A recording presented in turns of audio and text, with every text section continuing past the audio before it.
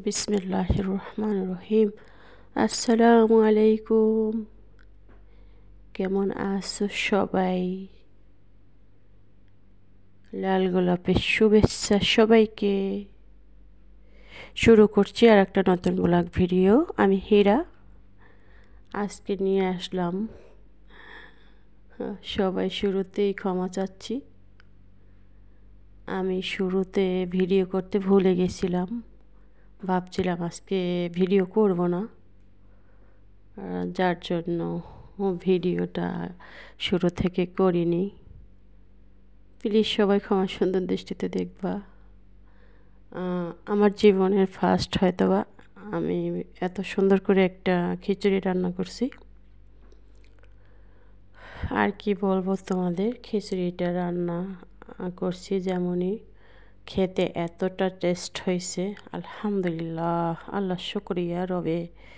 এত সুন্দর সুন্দর নিয়ামত আমাদেরকে দান করেছেন। এখানে সব মশলাপাতি দিয়ে আগে মুরগির কলিজাটা ভুনা করে নিয়েছিলাম, কিন্তু তোমাদের সাথে তো শেয়ার করবো এটা ভাবছিলাম না, হ্যাঁ, যার জন্য এটা হয়নি। এখন মনে মনে ভাবলাম যে কিরে, আমি তো এটাকে একটা ব্লগ ভিডিও বানাইতে পারি।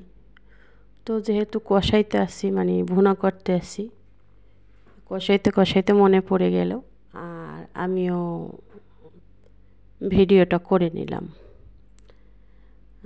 যদি কালকে না পরশুদিন অনেক আপুরাই বলছিল যে বিরিয়ানিটা তুমি কেমন করে রান্না করো, পুরো ভিডিওটা একটু দেখাইও।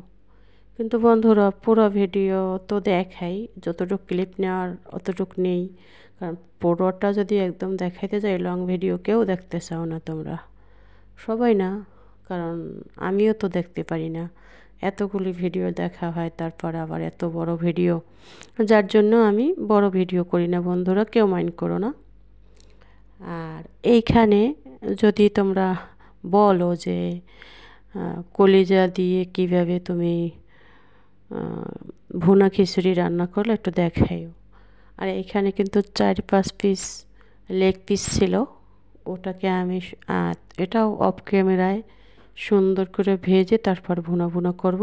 আর এই ভুনাটা করছি সমস্ত বাটা মশলায়, যার জন্য গ্রেভিটা খুবই ঘন দেখা যাচ্ছে। আর খেতে কি টেস্ট হয়েছে, আলহামদুলিল্লাহ, আল্লাহ পাকের শুকরিয়া।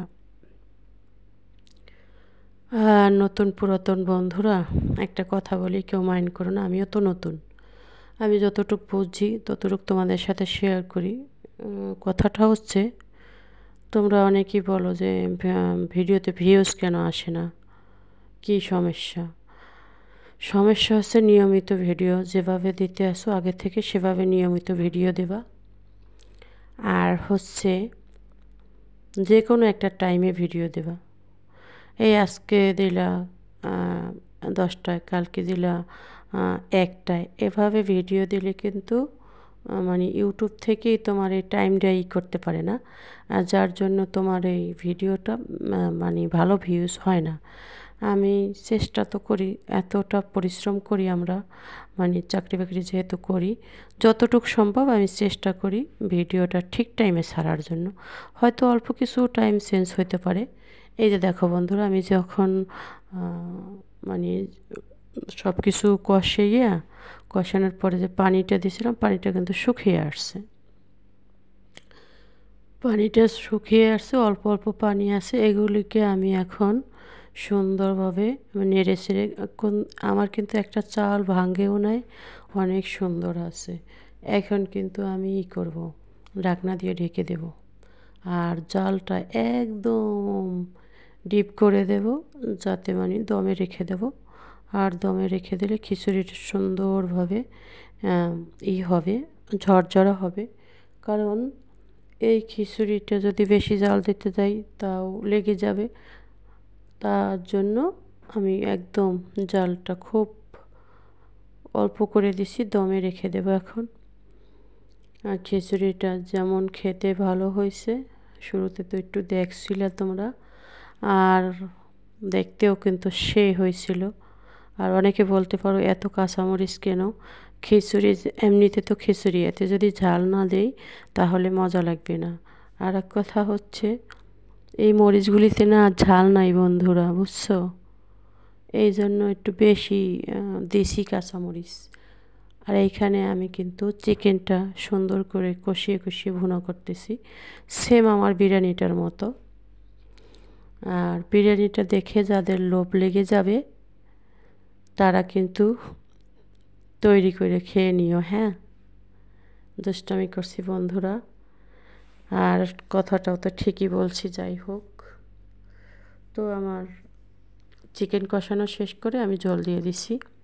আর এখানে আমার বিরিয়ানিটা না সরি খিচুড়িটা আমি সুন্দরভাবে কষিয়ে কষিয়ে এগুলো রান্না করতেছি, উল্টে পাল্টাই দিতেছি যাতে উপরে নিচের সব একসাথে সুন্দর হয়। কথাও ওই একটাই।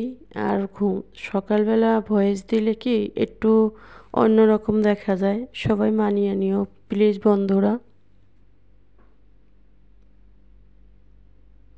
দেখতে থাকো।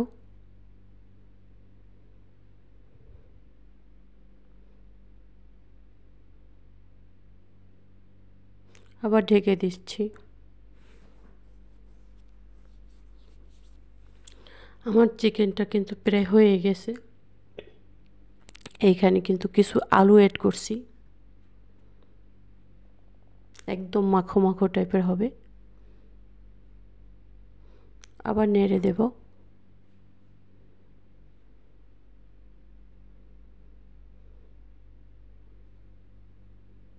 দেখো কতটা ঝরঝরা হয়েছে। এখানে আমি চাইলে আলু দিতে পারতাম, কিন্তু আমি আলু তেমন একটা পছন্দ করি না, তাই এখানে দিইনি।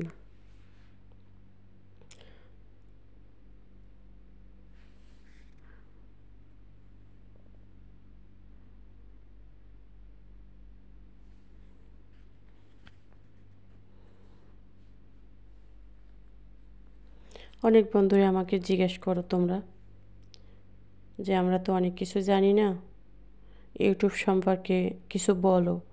অনেক দিন ইউটিউবের বয়স হয়েছে কিন্তু কোনো ভিউ নাই, কী অবস্থা। তাদেরকে বলছি তারা সব সময় নিয়মিত ভিডিও আপলোড করো আর কোয়ালিটি সুন্দর করো ভিডিওর। এই তো আমার বিরিয়ানি রান্না শেষ। তো সবাই ভালো থেকো, সুস্থ থেকো, আমার জন্য দোয়া করো, আমিও তোমাদের জন্য দোয়া করি। দেখো কতটা নাইস একটা কালার আসছে, আলহামদুলিল্লাহ, শুক্রিয়া রবের কাছে। ওকে, আসসালামু আলাইকুম রহমতুল্লাহি ওয়া বারাকাতুহু। আল্লাহ হাফেজ।